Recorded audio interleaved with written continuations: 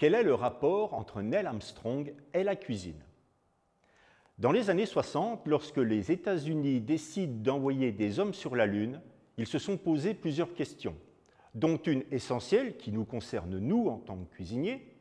Et si nos astronautes avaient une intoxication alimentaire? Que se passe-t-il là-haut?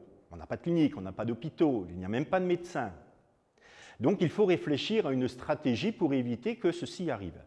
Est né alors le principe d'une méthode qui allait garantir une sécurité alimentaire sans faille.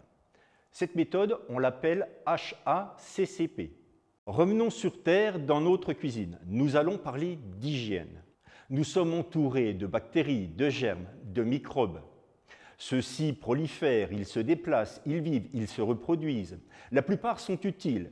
Effectivement, sans eux, il ne pourrait pas y avoir de pain, pas de levain, pas de levure, pas de vinaigre, etc. Mais d'autres, par contre, sont nuisibles. Comment les combattre? Grâce à la méthode HACCP. Tout au long de cette formation, vous allez apprendre à lutter contre les microbes en mettant des plans d'action en place. Les produits alimentaires, vous allez les réceptionner, vous allez les stocker, puis vous allez les élaborer. Vous allez ensuite les dresser et les servir. Tout au long de ces différentes étapes, il vous faudra être très attentif et contrôler l'ensemble de ces produits, que ce soit dès la réception, dans la fabrication, mais aussi dans l'envoi.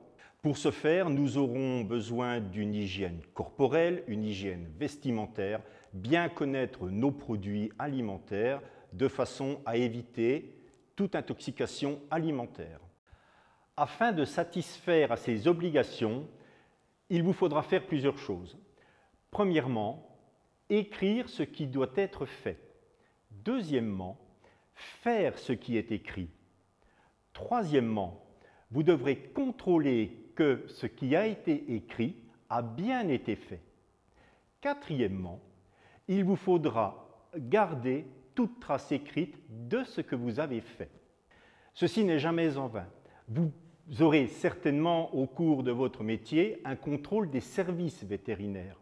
Ceux-ci vont vous demander les documents prouvant la traçabilité de votre travail.